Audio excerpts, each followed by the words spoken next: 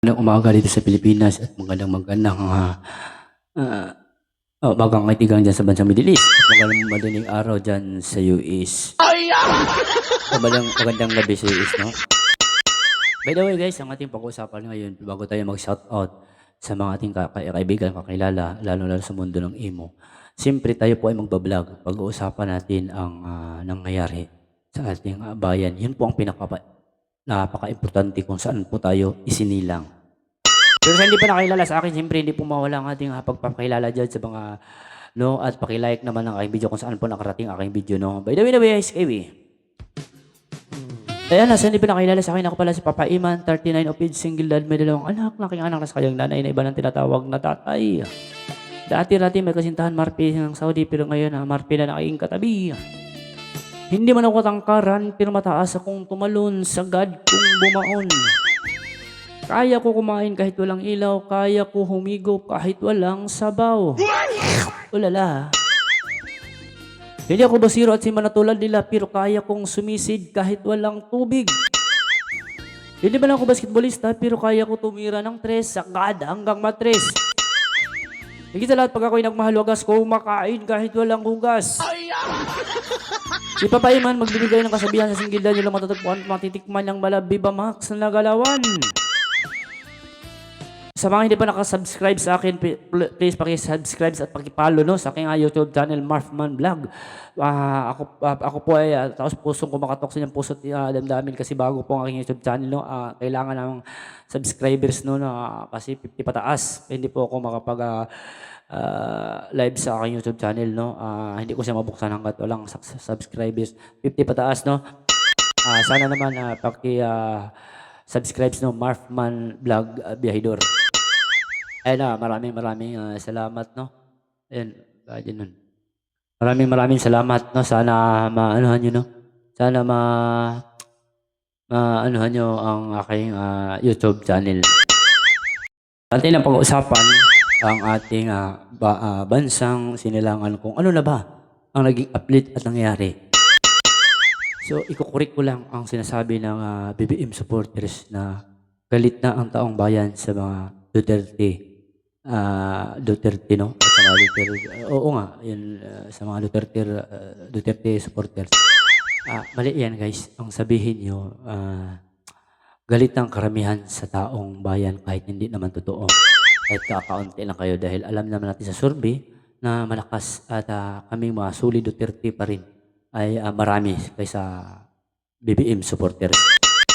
Kami mga small content creator, kami po ay voluntaryo na nagba-vlog, no, para po, no, hindi po kami bayaran. Yung mga big content creator, sila po ay mabayaran na sinisiraan po ang Duterte. No, mali po yan. Kahit ang totoo talaga, mas marami talaga ang Duterte supporters ngayon. Unang-una, pag-usapan natin, bakit kayo nagagalit sa Duterte administrasyon? Dahil ba namatay ang inyong mga kaanak sa war on drugs? Bakit gusto nyong ipatugis si dating hippie ng pulisya at naging senador, si Bato de la Rosa, dahil ba siya po ang nangunguna at namumuno sa war on drugs? Dahil ba namatay at maraming namatay na inyong kamag-anak dahil sa war on drugs? Tapos pag namatay, mabait yan.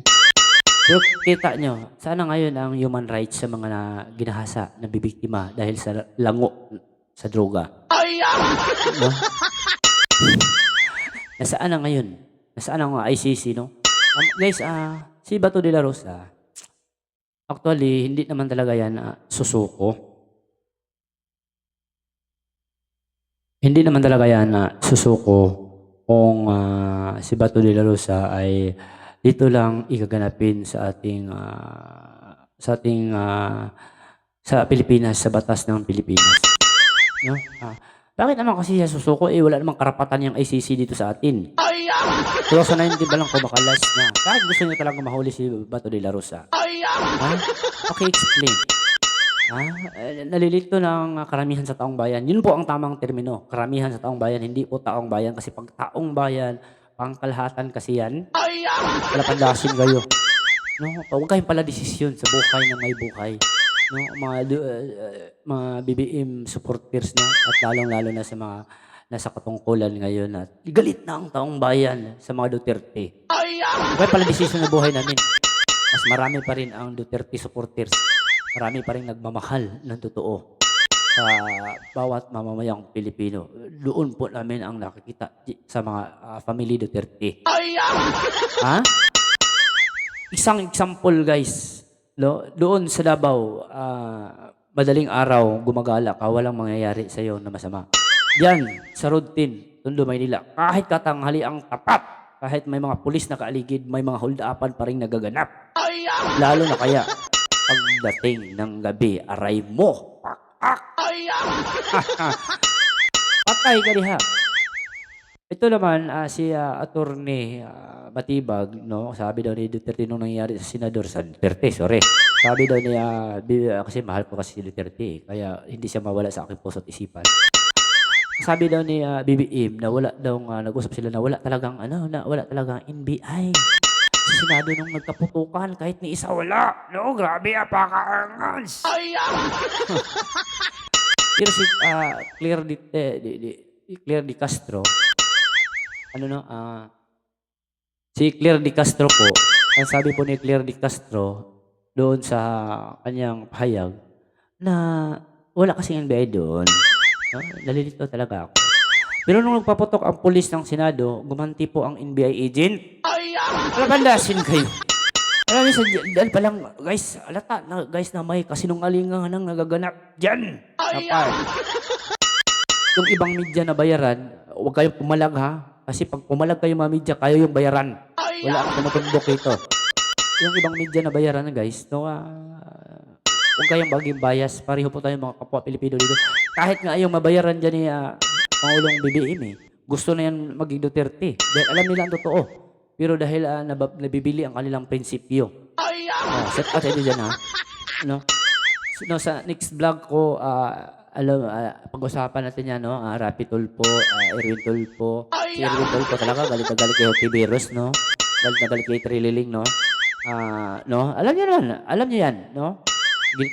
Tinawag pa niyang bobo si Hontiveros at si Trillanes. No? Galing yan sa bibig ni Erwin. No? Kaya ka binoto namin dahil matapang ka. Nasaan na yung tapang mo ngayon? Bakit nanahimik ka na dyan? Mahayos ka, ha? Hindi ko lang alam, no?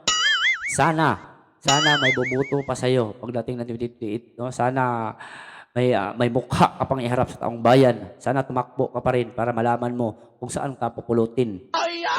Maraming salamat, guys, no? By the way, shout out sa mga anak-anakan ko dyan sa Imo Apps.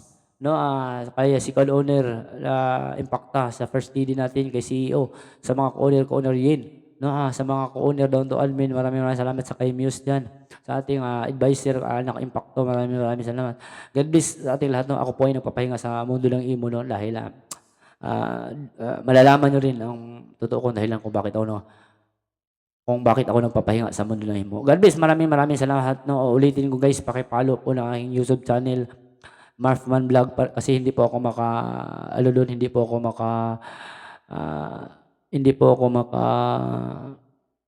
live sa aking YouTube channel kasi bago po yun, no.